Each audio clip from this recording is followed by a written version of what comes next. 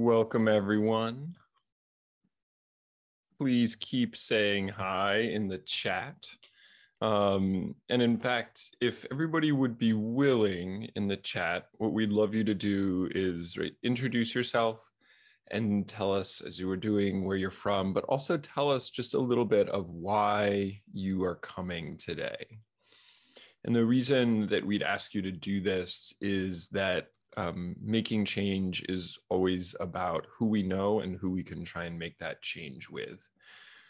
So the more people we can meet today, the more people we can try and build connections with, and the more opportunities we have to try and turn some of this into action. So please let us know a little bit. We were trying to figure out a way to do it in small groups, and we couldn't figure it out with translation, but maybe others know that answer and we just weren't clever enough this morning.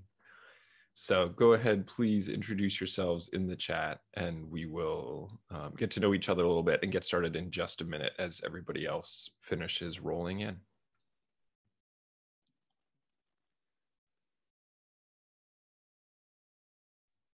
Awesome. Thank you, everyone, for saying hello. What a wonderful group of people. And please, in the chat, use any language that is most comfortable for you to write in. We will figure out the translation as best we can from there. Okay. All right. Let's get rolling. Kelly, is there anything else you wanna do before we get started today? No, I don't think so. We're recording, so I'm super happy, and it's great to see so many people, and already lots of people engaging in the chat. So I'm very happy. Take it away. Great. Well, hello, good morning, good afternoon, good evening, wherever it might be for you. Thanks for coming together with everybody. My name's Braden Painter, and I'm the Director of Methodology and Practice at the International Coalition of Sites of Conscience. I live in Maine in the United States on Wabanaki land. And my colleague, Linda Norris, is also on the call with us today. She unfortunately has lots of things that she'd love to be talking with you about, but is having some internet challenges. And so is just going to be trying to chat along with us in the text box, but is not going to be able to jump on camera. So as we go through today, please be using the chat box, talk to each other, share ideas. There is no expectation that Linda and I know more than this entire amazing collection of people. So we're going to share a little bit of our work, but really look forward to trying to learn from everybody else too. So let's get started a little bit. And what we're going to do today, we'll do a couple of quick introductions here. We'll try and give you just a really quick set of background pieces on sort of dialogue and how we think about dialogue in the coalition. And this is something we'll work at with sites over the courses of weeks and months and years. And so this is, or decades, right, in the case of Ian Grimaldi here. And so we're going to do just a little taste today, but we hope there's some good stuff that comes out of that. So the first thing, if you haven't met us before, so we're the International Coalition of Sites of Conscience, often shortened to things like the Coalition or Sites of Conscience or ICSC. Anything that makes that long name shorter, go right ahead. And what we are is a network of museums, historic sites, parks, places of memory initiatives, more than 300 members in more than 65 countries around the world. And the things that bring everybody together are a belief that our historic sites have a critical role to play in helping us build more just and humane futures. And that we do that by taking on the hardest parts of our past, helping societies come to terms with them, and using our place and our history to do that. Our members also believe that we're better when we do this work connected with each other, which is why folks want to be in this network. which is really mostly about trying to meet others, learn from each other, make sure that there's exchange, make sure there's solidarity moving around the world as we try and tackle these challenges. Yeah. If you have any questions about the coalition, throw it in the chat box, and we are always happy to talk more about us members and how to get you connected with people and some of the resources that move around between the members. And we also wanted to throw out this idea, just the definition for us of what we mean by dialogue, right? And dialogue for us sits within wider understandings of communication in the world. We know it's a word that gets used in a lot of different ways and in a lot of different contexts. And for us, it's really just about conversation that's not intended to change people's minds, that's not driving towards a specific outcome, but is really about sharing ideas, information, experiences, and assumptions for the purposes of personal and collective learning. Right? That means that both we're all learning internally, because people are discovering, hey, oh, that's why I think that way. Oh, those are the experiences that have led me to hold those beliefs. Oh, I hadn't realized what value I was bringing or applying to that. That there's a lot of self-discovery that occurs during dialogue, and that also it is about learning about each other, right? And pushing our conceptions of truth and growing our understandings of the world by being able to hear other people.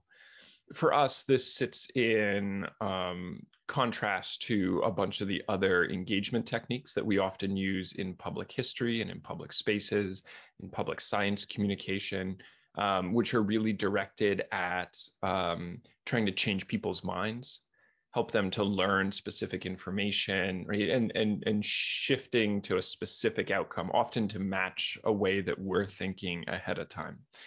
Those kinds of communication, we call it argument or debate, right, are really valuable and really important at times, but they also miss a big chunk of what's going on inside of people.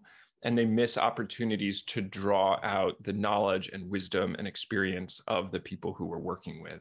We also miss the opportunity to do a lot of that metacognitive work of being able to reflect on, why am I thinking the way I am? So that's where we think dialogue plays a particular role in communication itself. And then as we think about that in terms of why that's a critical skill, particularly paired with history in terms of tackling the climate crisis, is that if we take that belief to be true, the statement that climate crisis is human caused in so many of its facets, right, that is driven by humans, then tackling the climate crisis means sort of addressing the roots of that human motivation, the human caused harm, and the resistance then to changing it. And when we start to talk about not just parts per million, right, when we don't just talk about, hey, well, the sea level is going to rise, but we look for, so why is the sea level rising? And it's not just, a step past the temperature. If we keep going back, we start to find, well, why are humans feeling that they need to damage the environment? Why are humans willing to do this? What are the things that are both enabling or driving that? And we start to arrive at larger conversations about race and colonialism, about empire and about gender. And as we start to talk about those things, there are really important places for us to do telling around that. But in helping people to try and understand those, to wrestle with those, to build connections around them, to understand those roles that those things play in their own life, to make that clear to others, that's going to take more dialogue, right? Dialogue is what's going to help us build those pillars of support for people who are trying to sort their way through the systems of harm that we all live in, right, and contribute to in different ways. So trying to unspool the human experience is going to be something that takes dialogue. And we think it's critical to do this not just at science centers and research labs, but in the places where those very human decisions are playing out. And that often means, right, our historic sites are great examples of those, whether those are places that people lived, places of worship, the factories that people were working in, historically as the climate crisis ramped up, sites where those disasters have started to play out already. So being at the places where these decisions were made or where these decisions have been impacted lets us start to access this in new ways as well. So that's kind of where we're coming from when we think that historic sites are a missing key at this table, right? And so if we keep hearing all of this great science, all of this great evidence, all of this important stuff lined up, and we keep seeing an inability to take as much action as we'd like, even though the evidence is really clear, means the problem is probably not in the evidence, but it's somehow in that connection. It's in the translation, and it's in the ability to take action. And so sorting our way through those cultural issues, that's what our historic sites do so often. Okay. Sorry for the long kind of winding background. I hope that that gives you a little bit more of a sense of how we start to approach this and where we see historic sites having a place at the table. We're going to jump then into a couple of pieces about dialogue. And we'll look at kind of a couple of big structures, and then we'll look at a couple of the tools that we bring to this every day.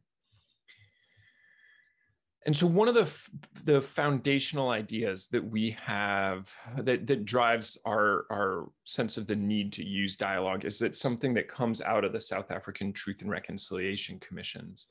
And it's an idea called the Four Truths.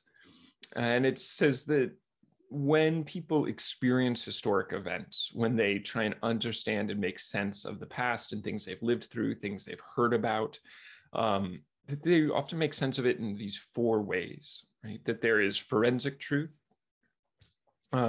which are the facts, the measurables, the details, right? There's the personal truth that somebody might have about something, and that's the lived experience or what you've been told, right? What it felt like to be there on a particular day, how this has integrated itself into your own life. And a really quick example of how forensic truth and personal truth are different. If we were to walk outside in the morning, we will all have a shared forensic temperature if we're in the same place, right? It'll be 55 degrees Fahrenheit.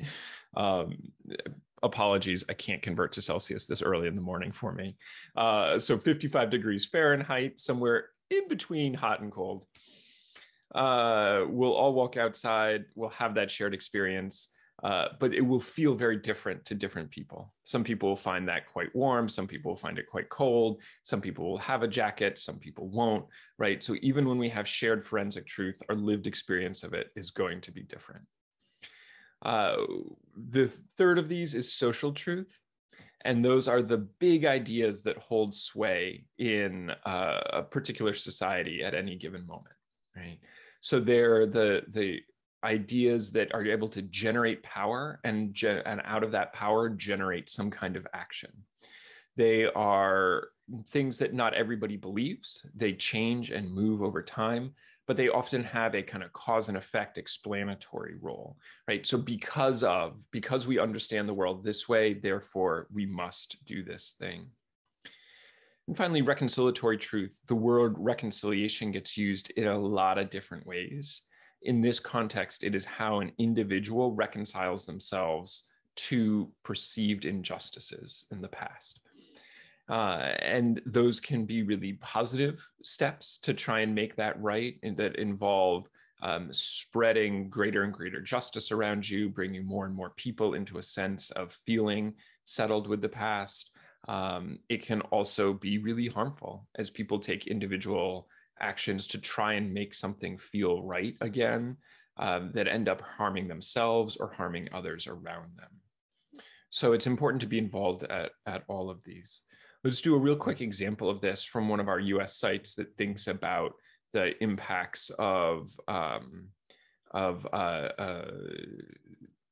climate change in a particular way, or has a role in that.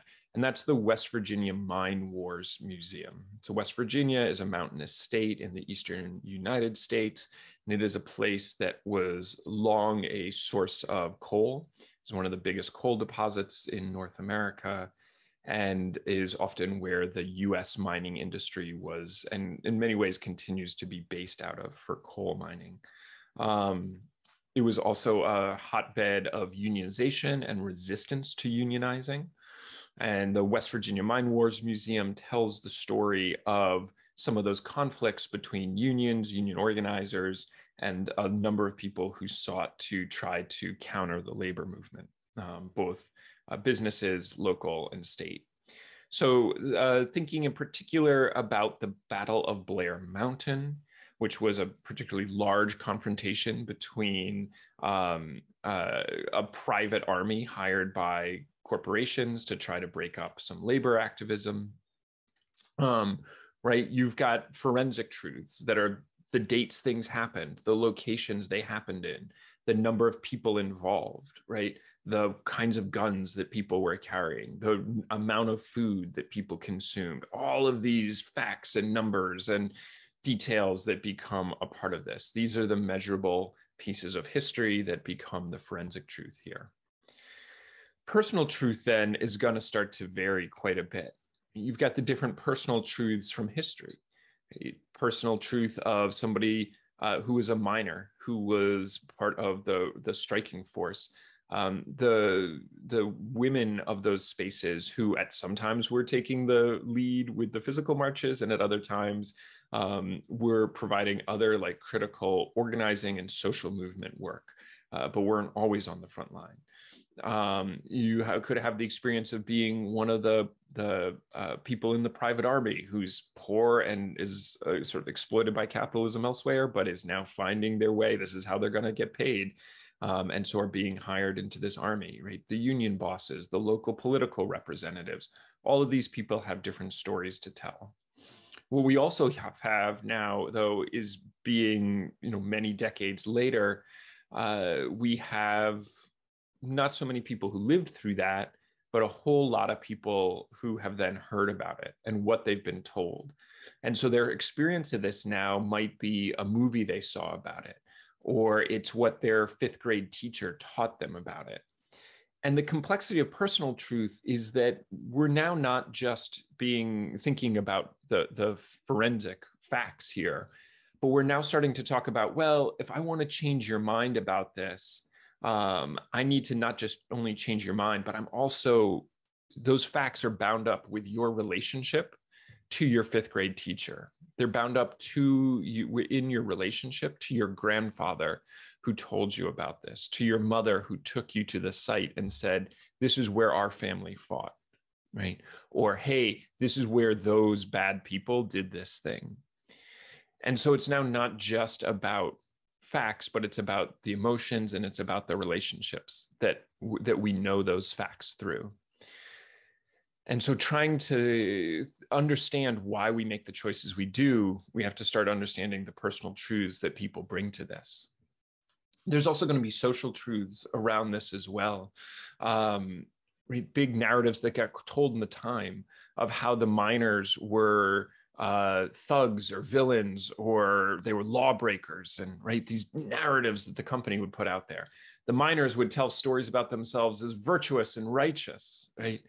And you can hear the therefore, right? If they're thugs and lawbreakers, therefore it is justified to bring in all of this force. They must be stopped. And if they're just fighting for themselves and their families and their freedom, right, then we must all rally behind them.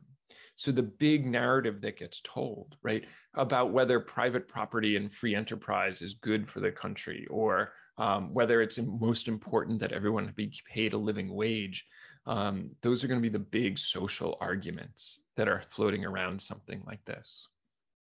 And finally, reconciliatory truth.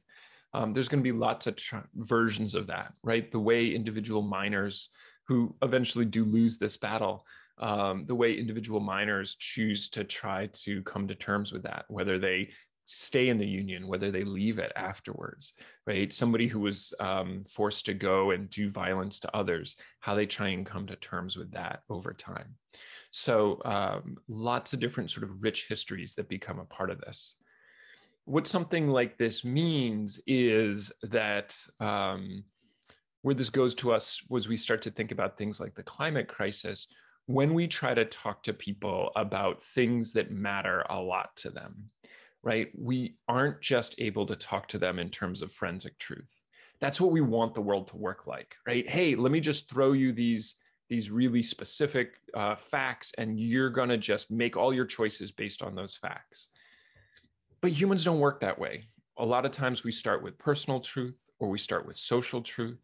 And that's going to drive what facts we're able to hear, who we're going to trust to tell us those facts, how we're going to try and make sense and meaning of the world, right?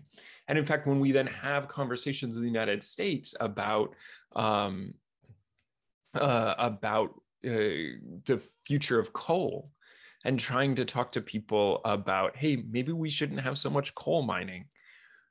Not only are we talking to people about a climate crisis, but when we talk to people, they're remembering, if coal miners are remembering a really proud history of being people who fought for justice in the past. And so just telling people you're evil, you're bad because you're involved in this thing is unlikely to resonate, particularly when they carry a legacy with them of thinking of themselves as underdogs, as justice fighters.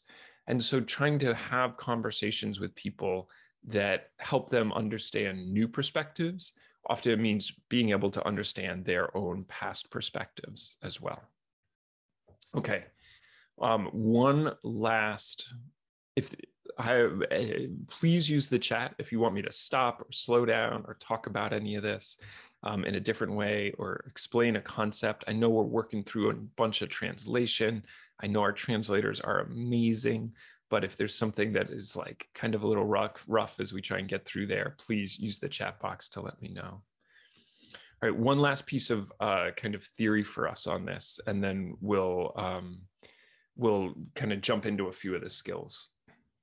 So when we think about building trust with people and having conversations, they're able to touch on these deeper truths. We think about building that in the terms of an arc, right? That our conversations can't start at the hardest thing. If we sit down with people and we don't know them and we just say, you, right? What's your responsibility to protect the climate? People are going to be like, wait, whoa, where are you coming from? How are we starting there, right? That to have people listen to us and for us to be able to listen to them requires building trust. And so when we do that in a dialogue, in a structured dialogue, we think about that in terms of this arc that moves through a process of building increasing amounts of trust and then helping people make sense of it and move forward. So we call this the 4 phases of dialogue. We're not going to walk through them in great detail today. There's a lot of, hey, if you're doing this kind of a program, let's make this kind of adjustment and that kind of an adjustment. And we'll throw some links to some material that we've written, some toolkits that we have, if you want to do, for you to look at to see some longer versions of it. But know that kind of what this is doing and the way this is thinking about the world is to say, the place we've got to start is with meeting people, not with the biggest ideas, but trying to understand the other humans that we're sitting in a room with. And that takes hearing everybody, wanting to get all the voices in the room early, starting with stuff that is easy and safe and accessible to everybody, where we're hearing about who they are, right? So we start with a lot of questions that get answered with the word I, right? So what is your experience? Well, my experience is, I believe, I've seen, I've felt, right? That we start with those I-based questions. And if we can build enough trust and we keep asking harder and deeper questions, then we can get to some of the hardest questions up there in phase 3. Think of this like a movie where, you start with meeting all the characters, and only after you meet everybody can you get to the big climax, the big event partway through. Phase 4 is something when we try and end dialogue with each other, 2 things that are really helpful to happen. It's hard to leave people at the top at the most intense parts of this. So when we want to bring that down, we often ask people, hey, what have you learned today? What stood out to you? What's new? So we ask people to reflect on experiences. And then from there, we also ask them, and what do you want to do next? So what have you experienced in this and what do you want to do next? And that helps people learn from a conversation and recognize what they may have heard from others, what might be new, what they've gained from that, and then make plans for how they want to carry it forward. In all dialogue, it's really helpful if we have common experiences. So that is reading a book together, watching a movie, hearing a podcast, going on a walk together, eating food together, looking at a museum exhibit, right? Whatever it could be. But anything to give us some shared information and a shared experience to talk about and to try and access our conversation through, right? Shared experiences that link in some ways. For example, having a conversation about labor and about coal at the West Virginia Mine Wars Museum would be more informative than if we were just sitting at some restaurant someplace else, right? Because we're there, we've got stories, we've got artifacts that are going to inform our conversation. So that's the arc of dialogue really quick. Just if you're trying to talk to people about really hard things, start nice and start with who they are. Get everybody to meet each other, and that gives us a pretty decent chance of being able to tackle big ideas together. Okay. When we talk about dialogue, we talk about there being 4 tools that we use to work through almost every dialogic situation. One of the key ones that we use are questions. Questions are what generate learning. Questions are what show curiosity. Questions are what help people reflect. Questions are what let us hear new things from the people who are around us. And dialogic questions are a subset of the larger world of questions. Not all questions really help move us forward in dialogue necessarily. So a couple hallmarks of dialogic questions, right? Questions that forward individual and collective learning, because again, that's what we're trying to do in dialogue, is that they are open-ended questions. They are questions that have no right or wrong answer. If the question has a right or wrong answer, go ahead and answer it for people, right? If the question is about how a factory process is damaging the environment, just tell them. If you know it, let the world know. There's enough that we can learn that the places that we don't need to, just share it. Just be clear with that information. So we want to be if we were trying to learn from other people though, right? We don't want to ask them stuff that we already know. We want to ask them stuff we don't know, right? Things that are open-ended, things that they're going to legitimately be able to answer and tell us something new. So an open-ended question.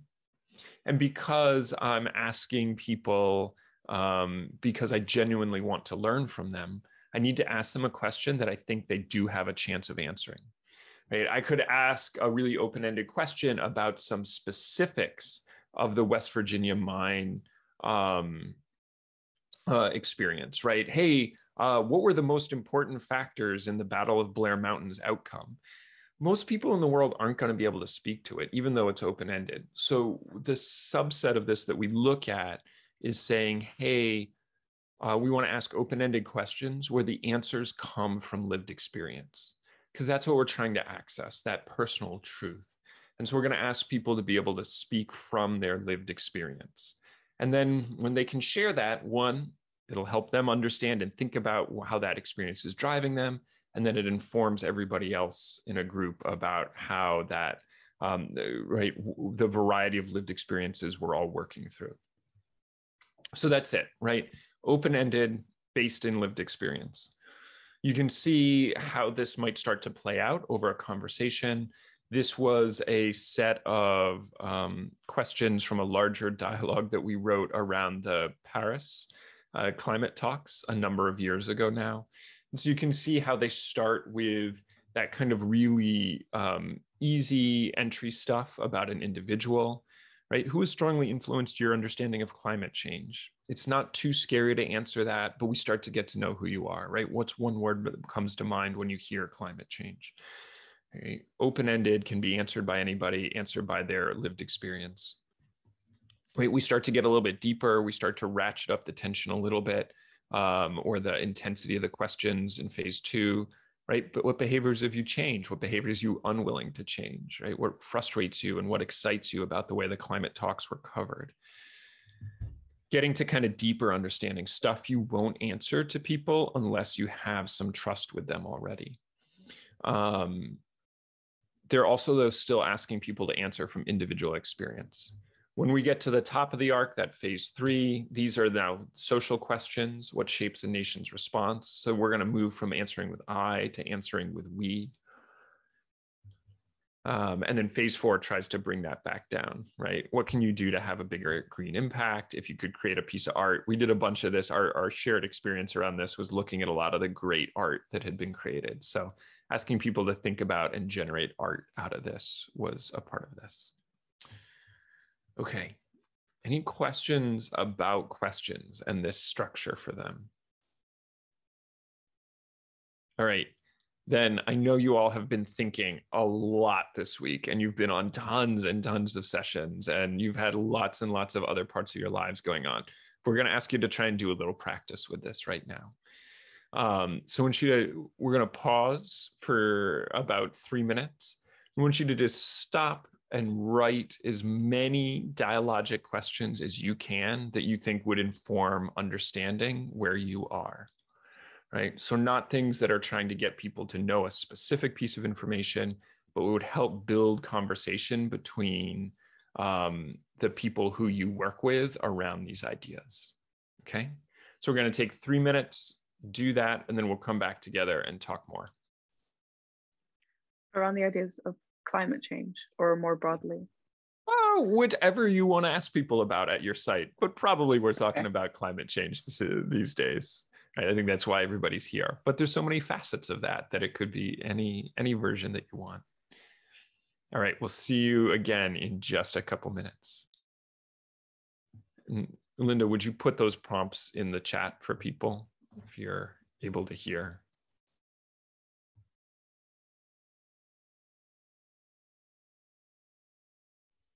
All right, let's start coming back to the whole group.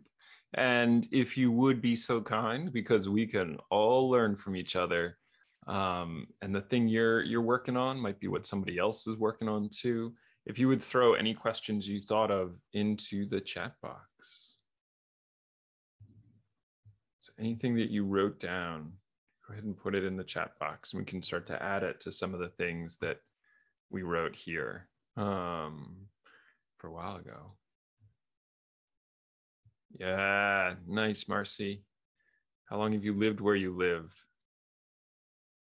How have you seen it change? Yeah, what's surprising you? Yeah, I remember doing that with some older farmers in an area in the Northeast United States, where they'd be, oh, climate change didn't happen, and be like, hey, so the seasons happen in the same way here? And they'd be like, oh, no, blah, blah, blah, blah, blah, right? And would tell you all these things. Yeah, it's a great entry point to starting to think about that. Nice, Kelly, right? What do you wish you understood better about climate change? Yeah, a great question for everybody from, lead scientists to, somebody who's just hanging around elsewhere. All right. While other folks are typing, please put your stuff in there if you have the time and willingness to do so. Nice, Maria. Trying to get it if people are feeling hopeless or not. And sometimes we like to ask those as paired questions. There's an example of that in phase 2 here, where we say, what frustrates you and what excites you about the way climate talks were covered? A lot of times when we get at that, right, when we're thinking about, because we don't want to lock people into either a false sense of hope or a false sense of despair, we might often phrase that around a paired question where we'll say, hey, so what about the climate crisis makes you feel hopeless, and what gives you hope? And so we'll ask people to kind of identify both sides so we can work on both of them. That's really a great question, though. Nice stuff. Yeah. All right, so we've got some good stuff coming in here. Questions are great things to practice ahead of time. They're things that we want to think about. They're tough to come up with on the spot always, right? It's the more that we've got kind of prepped and ready to go before we start trying to have people talk to each other, particularly when we're trying to identify some of these deeper underlying crises and root causes. So we'll write usually a couple dozen questions for a program before we actually do it. Nice. Oh, we've got all sorts of stuff flooding in. I'm probably not going to be able to read them all as they go by, but Linda, would you give any feedback on those as you see those? Yeah, nice. What behaviors would you like to change? Yeah, oh, it's always a good sign if we've asked a good question, if people feel excited to answer it. So I'm glad folks have even started to answer some of the questions. Yeah, intergenerational anger, such a big idea. Yeah, yeah. Nice. Look at these. This is such good stuff. All right. So this is good. Let's give you a second tool to go along with this as well. Or I'm sorry, we're going to do a couple of tips for questions when you're asking them. One is that when ask questions that you genuinely want to know the answers to. If we're asking questions that bore us or are uninteresting to us, they're probably going to bore people as well. So look for the places that you actually are really excited to hear and learn from other people. None of you did this, which is fantastic. Often when we introduce this, the first way that people think about this is they'll ask people, hey, what does this mean to you? Right? So what does freedom mean to you? Or what does liberty mean to you? Or what does sustainability mean to you? It can be a good thing to know, but it's often a hard question to answer. A lot of those concepts that we ask it about freedom or sustainability or justice are so big that they're difficult for people to answer. So often it's a place to try and come up with some of those more creative angles, just like you were doing there. And another great way to do that is look to the content and look to the stories that you can share, right? The questions that West Virginia Mine Wars is going to be able to ask is going to be really different than the questions that a factory in the Netherlands can ask, and which is different than a park in Kenya could be asking, right? So they're going to look a little bit different at each of those places, and it's the stories that are part of each of those places and the land and the feel of those spaces that can enable us to ask really specific things. Another just way as you're trying to help people understand these is just think about changing your question word from time to time. So for example, let's look back and see what we had here.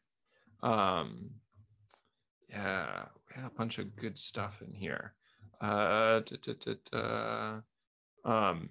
So maybe as an example, there were a couple of questions around, hey, what has been the impact of climate change on your spaces? And it's always interesting to change a word like what to change a word like who, right? So instead of what's been impacted, who's been impacted, right? Instead of saying like what's been impacted, we could say, hey, when did you notice changes, right? Starting to say when or how, or just working through all of our question words, right? Who, what, where, why, when, and how. So changing those can help us access different meaning.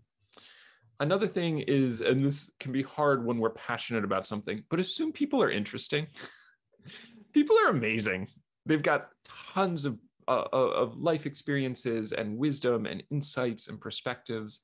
And so as we talk to people, yes, there's content that we want to share, but assume they're interesting and we'll have better conversations. We'll access more of who they are and figure out better ways to share what it is that we want to let them know. When we say let people play multiple roles, a thing that comes up a lot at our sites, because many of them are justice-oriented sites, is that we want to ask people questions about how they have been participants in justice, right? Or how they themselves have been harmed. So we say, right, how have you been excluded from voting? How have you fought for justice for other people, right? We put people on the side of doing right. But one of the things we know about most justice movements and about climate change is that every one of us is both a part of solutions and is also contributing to the systems that are problematic as well. And so we need to have people not just recognize the way they've been harmed, but also the ways that they have been part of problematic systems as well and continue to be so. So we might ask them, how have you welcomed people into your community? And how have you also, when have you chosen to exclude them, right? that question we asked before where we're saying, hey, yeah, tell us about a behavior you changed, but also tell us about a behavior you're struggling to change, so that it's not just assuming people are perfect. Yes, they're interesting, but we need to talk about the ways they contribute to harm too. And the last is to collaborate. As we've seen already today, when you bring this many people together, we start to get really new perspectives. We get ideas we wouldn't have thought before. It also helps us check our biases. Because a question I might ask, I'll say, oh, this is a really neutral question. It's a really open question. I share it with somebody else and they say, oh, no, there's a lot of bias in there. There's a lot of your assumptions in there. And then I have to go back and change my question. So collaborating on these is good. I know this is a bunch of time on questions. We spend even more as we start to try and think about developing programs because they really unlock a world of understanding. Okay. So the other big tool we're going to talk about today is thinking about the stories that we tell as part of dialogue. Because again, we find particularly our approach to this, which is doing this work through historic sites, through cultural organizations, is that this work is more powerful when we have powerful stories to tell as part of it. So we just wanted to start to think about those a little bit here today. And so the first big question to ask is about who are the people in your story, right? Who we choose to tell stories about. And none of this is going to be surprising to any of you, right? But it's worth repeating because every time we change who we focus a story on, it has a dramatic difference. So these are two pictures from a site in Virginia in the United States called Thomas Jefferson's Monticello. And you can see Thomas Jefferson on the right, US politician, author, writes the Declaration of Independence and a bunch of other kind of very high-minded documents for the United States. On the left is an outline of somebody named Sally Hemings, who was owned by Jefferson and was for many years his mistress and the mother of a number of children by him. The nature of the relationship is one that is written about extensively. But for a long time, Sally Hemings was not somebody who was talked about publicly. The Jefferson family, the white Jefferson family, denied that she had any relation, that there were any descendants from them. She was left out of most of the historical stories, though there are a number of historical records that do talk about her. And so she was not a part of what the historic site there focused on. When we went over the years, as they started to change that, though, it unlocks a whole number of new stories at Monticello, including stories about climate change as well. Because when you don't talk about the people who are doing the labor at a place like Monticello, it becomes easy to ignore the labor itself.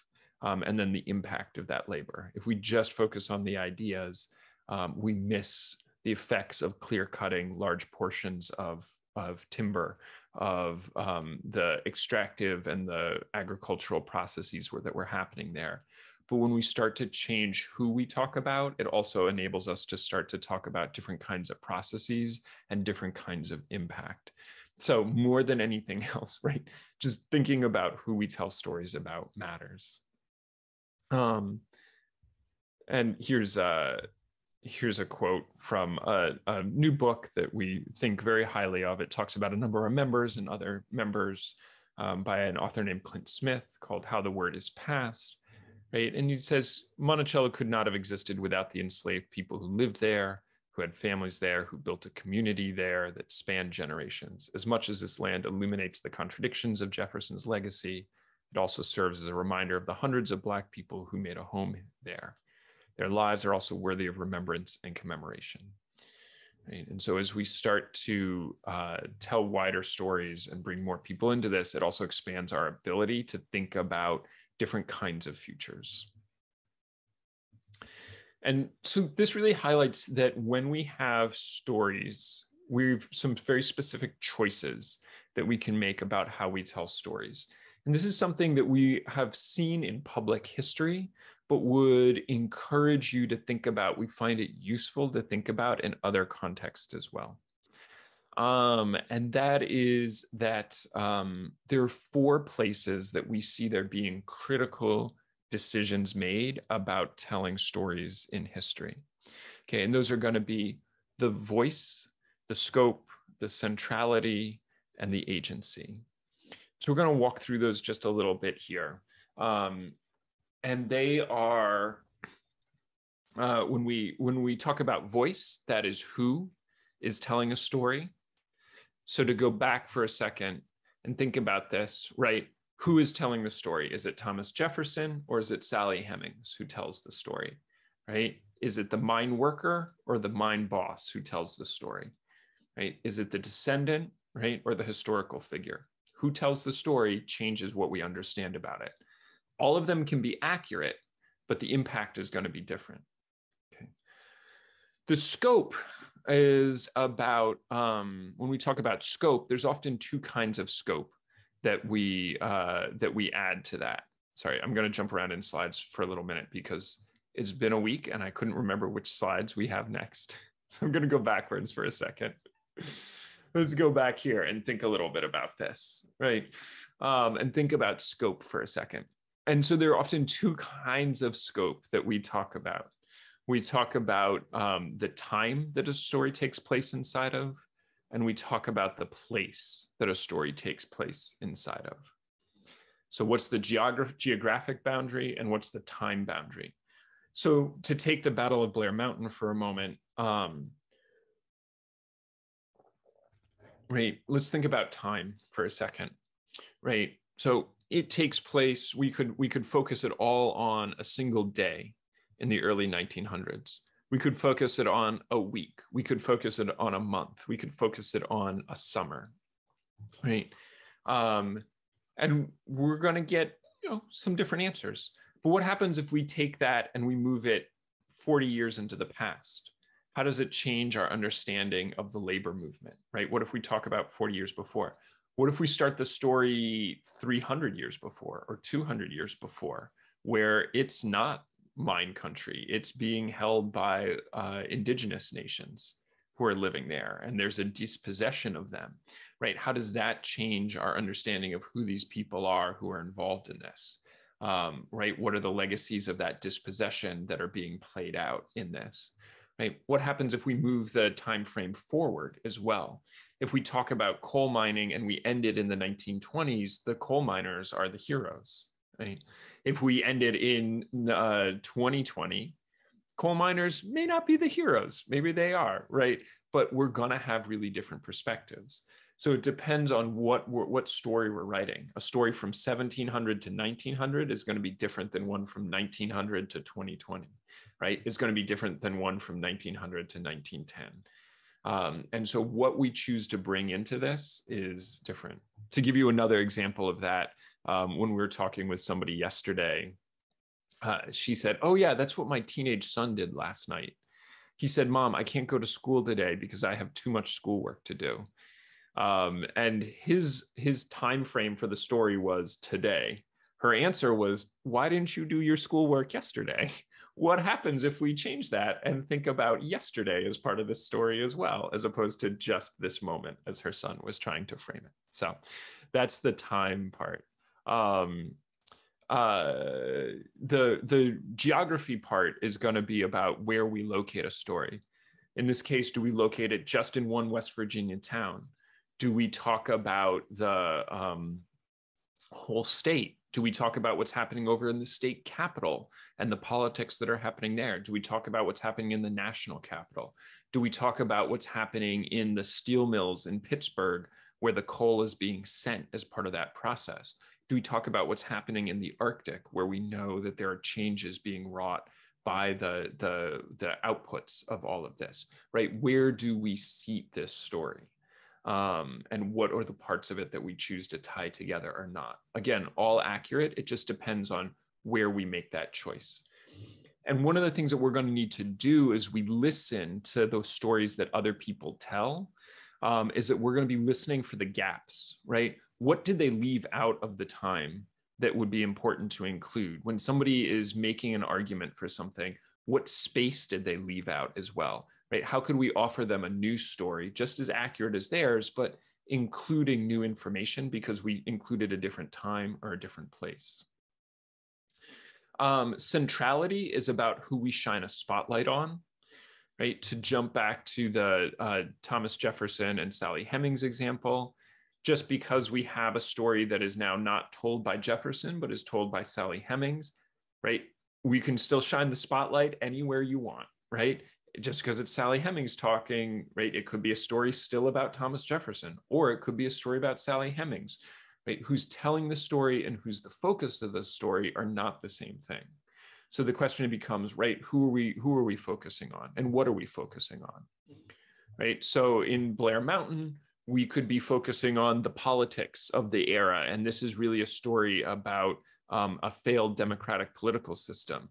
We could be focusing on union organizing and what was effective and ineffective about it, right? We could be focusing on a history of environmental extraction in the area, right? There's a lot of different things we could shine the spotlight on and people we could shine the spotlight on. And then the last piece is about agency. So who has agency to make choices and to do something different, right? Who has the ability to impact the outcome of things? And we all have some places that we have agency. We all have places that things that we can't affect. What's important to pay attention to here is that we often try to give agency or hide agency when it is helpful to power structures, right? So we will often try and hide people's agency. Well, they were just a product of their time. They couldn't have made another choice, right? And this we often hear about slaveholders in the United States, right? Or people who are involved in oppressive systems. Well, that's just how things were. They couldn't have done anything different, right? Guy down the street did something different, right? We know there were always people who resisted. So, right, we try and hide that agency. Well, corporations couldn't have done this or that about climate change. You know, they just really wasn't in anybody's power. Was it? Right? So we try and hide that agency. We also try and give extra agency to people who have been harmed or been oppressed to sort of say how the harm was their fault. Right. So, oh yeah, poverty is just a series of choices by people, right? If you just made better choices, you wouldn't be in poverty, right? So listening for where people do and don't have agency in stories is critical. Okay. So another long piece. We've got such a big group today that we're gonna pause for a moment and we're gonna try and jump into some small groups here. And the way I think when we want to talk a little bit about some of your stories and the ways you might want to try and adjust them, or the ways you're listening to the stories that people tell, and you're listening for the holes in their stories. Right? Because this is a tool that we use as we think about somebody getting stuck in a narrative of, oh, this is how the world is. Oh, this is the way it has to be. Well, who are you leaving out? What are you leaving out? What times and places are you leaving out? How could we tell you a different story about agency to help you reimagine your role in the climate crisis, to reimagine your role in changing some of these underlying structures, whether that's racism or colonialism, right? And to try and understand those differently and be able to take different action. So let me stop the share for a moment to hit all the right buttons here. All right, and let's go to some small breakout rooms.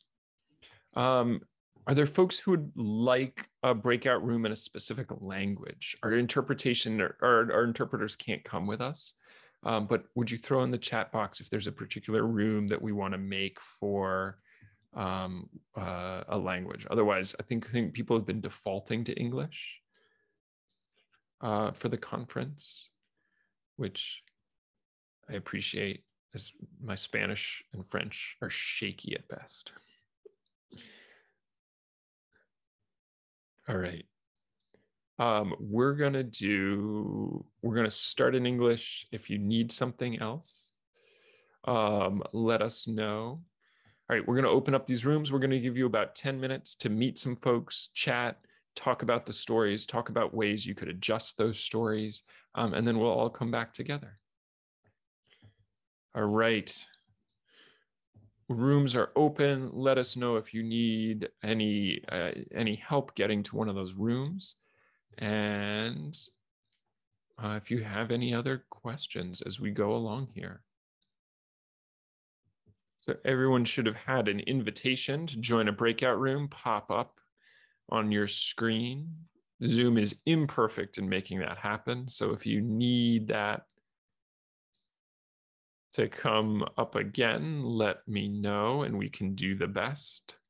You know, I see some people are in their rooms, some of them are alone, so let us know if we can try and get you there.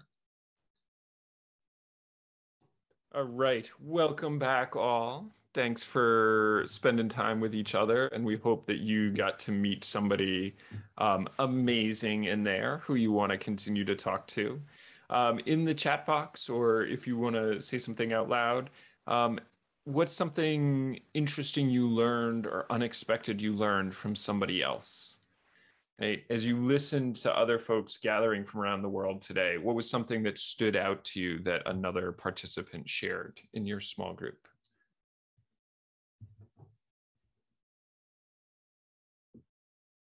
Braden, I could say that what we find speaking to others is that we have the same problems globally.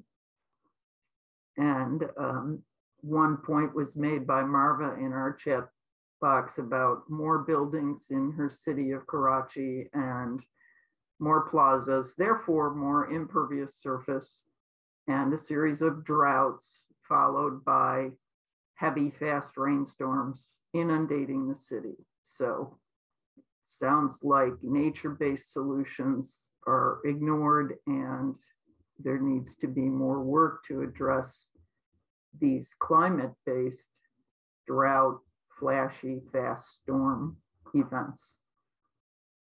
But that happens all over the world. Yeah, finding our similarities and our differences. Yeah.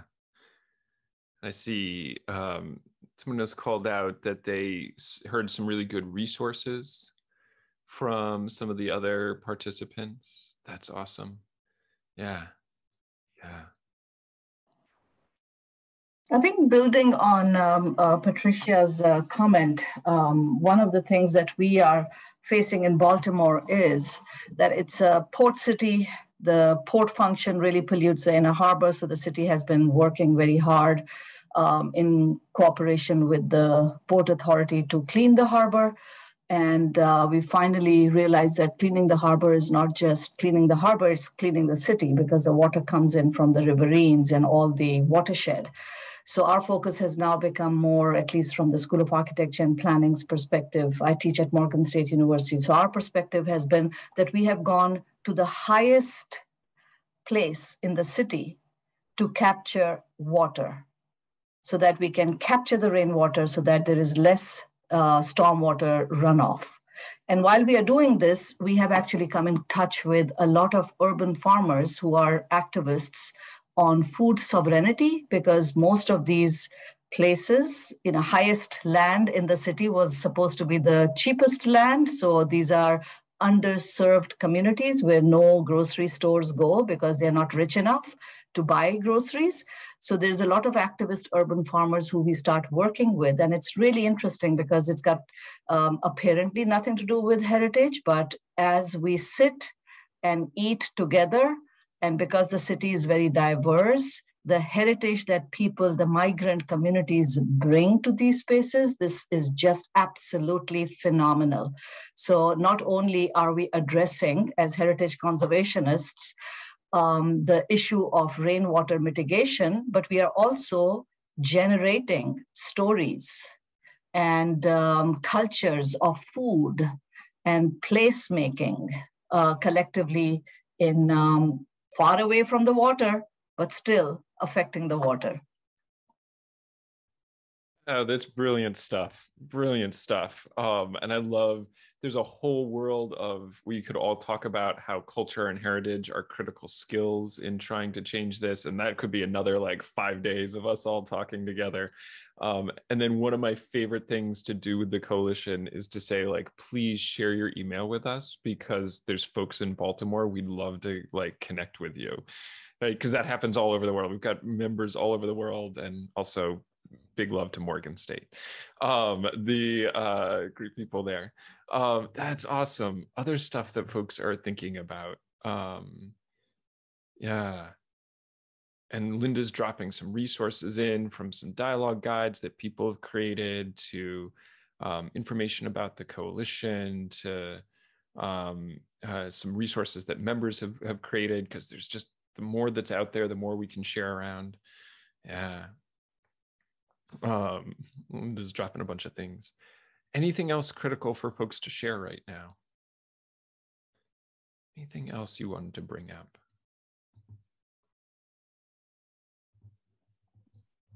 Hello. I would like to say that it's critical that the social scientists as well as the natural scientists work really closely together, interpreting the data and information in such a way that it's realistic and can be absorbed by ordinary people, as well as working with heritage experts. Other than that, some people think it's still far away, but we see the impacts of climate change in our everyday lives. And therefore, heritage sites, as we've talked about, are not immune. I gave an example in our breakout session in Ghana. A lot of the forts and castles which we have on the coast are at risk, because of that. But thankfully, the government is building sea defense walls to protect them. But if nothing is done, we will gradually start losing them. Already, some have been lost, and some, because of heavy rains and flooding, have had their walls collapse. So we can't sit ignorantly in quotes and not doing nothing anymore. Thank you. One of the things that always resonates with me that Samia and Carl, you were both kind of getting at, or you both were very rich statements with many things, but right, that the processes that hurt the planet and that hurt cultural resources are always also processes that hurt people as well. And so this kind of idea that we can be caring for the environment without caring for people, or caring for people without caring for the environment, or right, that we can just preserve historic sites without thinking about how we're caring for people, they're all bound up with each other. Right? So the same processes that are going to lift people up are going to protect the planet. The same processes that are going to hurt people are hurting the planet. So yeah, this is, we're thinking about them all simultaneously. There's a request to have us let you save the chat. I don't know what button to hit to make it possible for others to save the chat. I believe we certainly will. When people see the recording, Braden, they can access the chat and get all the information. Fantastic. But there's no way we can save the chat itself as a Word document or something, unfortunately. Yeah. Fantastic. Yes, you can share the recording after. Yes, of course. All recordings will be available. Don't worry. Good. Okay. So if you're really hot to get one of these things, you can just take a screen capture of part of the chat list. Sure, do that too. And if there's anything you need from anybody at the coalition, please reach out to us and we can try and do that or get you a link off of here. I know there's a closing that people want to go to. Also, all of us have very busy lives. So let's pause right now. This is clearly a much longer conversation that we are all a part of. We love to continue it with you, connect you with any of our members and the resources that they all have. So we hope this is not the last time we see you again. So otherwise, for Linda and myself, thanks so much for being up early or being up late or whatever it might be for you, and bringing so much thought and care both to today and the work that you do every day of the year, and being willing to share with us today. Thanks all. Thank you. We'll see you down the road soon. And hope to see you someday, Brandon. Yeah.